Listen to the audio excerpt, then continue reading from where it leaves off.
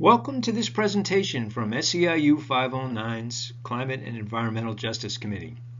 It's about one step we need to take to avoid the worst impacts of climate change and do so in a way that working people can afford.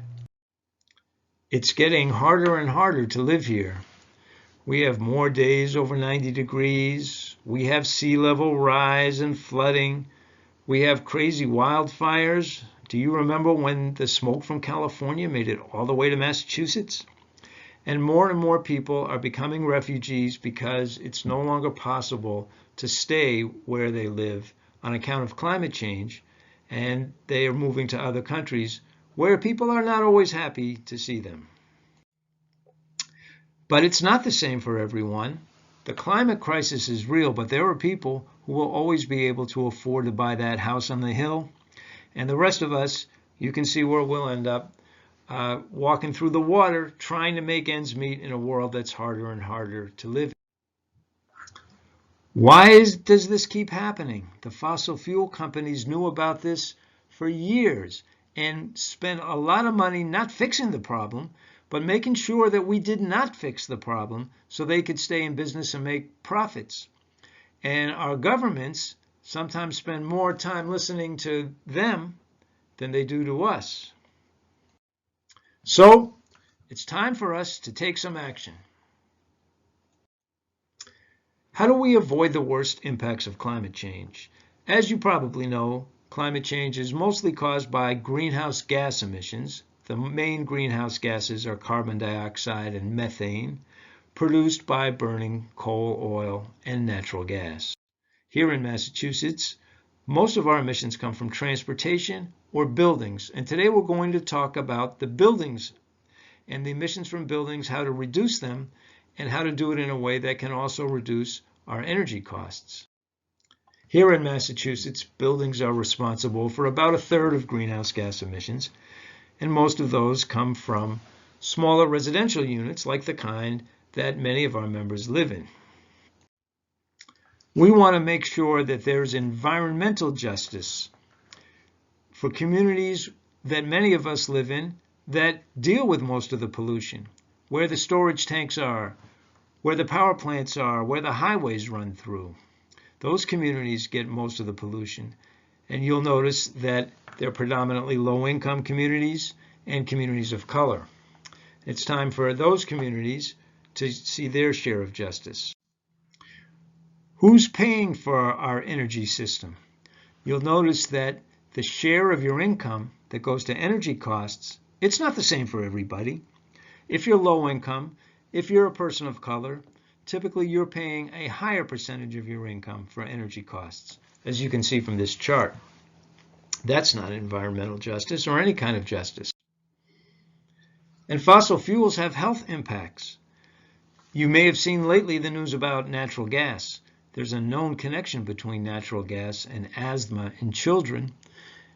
And we here in Massachusetts have cities with some of the highest asthma rates in the country.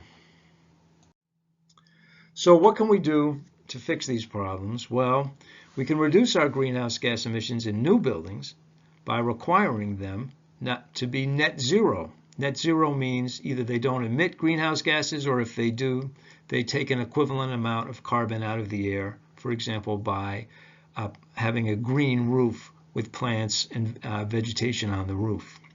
This is often done through building codes. You may have heard of stretch codes. Those are building codes with stronger requirements, and our new climate law requires Massachusetts to put out a new net zero stretch code. So you'll be seeing that sometime soon. And this code will only be optional for cities and towns. What's going to happen in your town? Are they going to opt in or opt out? We're going to talk about existing buildings, the ones we live in now. How do we reduce emissions there? Through retrofitting. Let's insulate them. Let's weatherize them so they don't use as much energy. And let's trade out the gas furnaces and the oil furnaces and heat our homes with electricity. Why? Because electricity can come from clean energy sources and renewable energy. And that reduces the greenhouse gas emissions. And we now have efficient heat pumps which can do that. It's much more efficient than the old kind of electric heat that we used to use. And it's even better if we can put on solar panels and produce our own renewable energy. Fortunately, we have a new climate law, thanks to a lot of climate activists and our state legislature, which listened to them.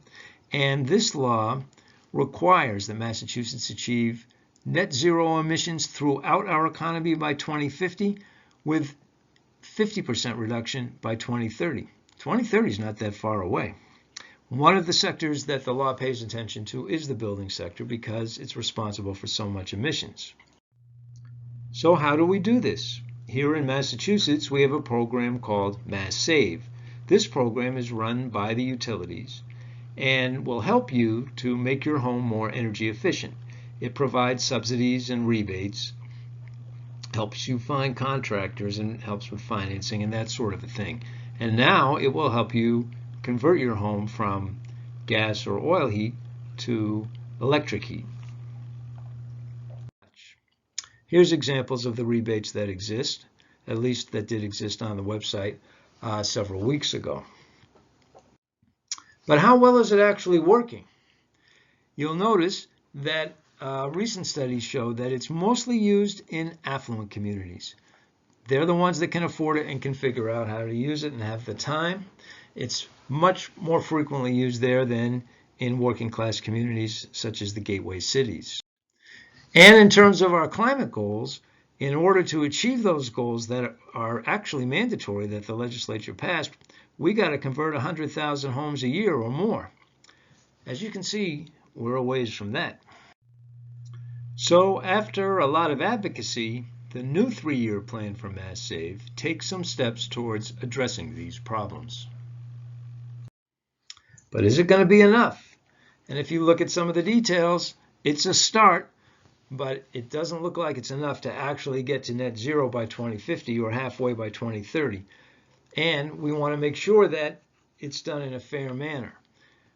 For example, if you're a renter, you can't control what happens to your home. That's controlled by your landlord. Some of you, your landlord, might be interested in this. Many landlords may not be.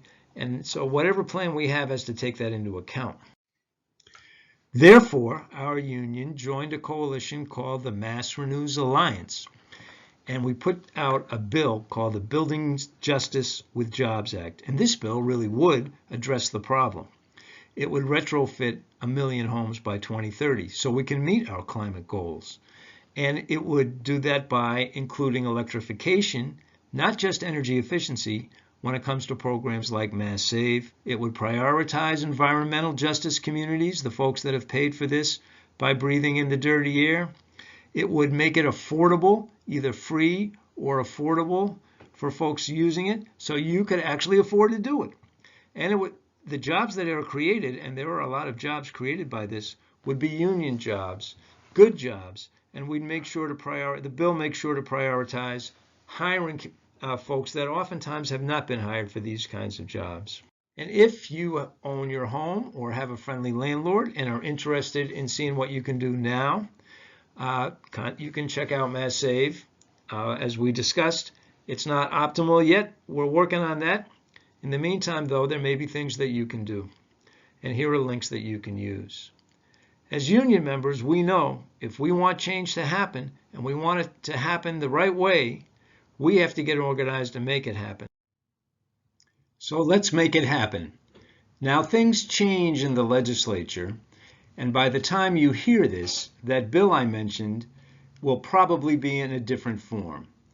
So go to the SEIU 509 website and look for our Climate Committee's page. You can click or copy the link on the screen, and you will see a Take Action section that will be up to date and let you know what action is needed now.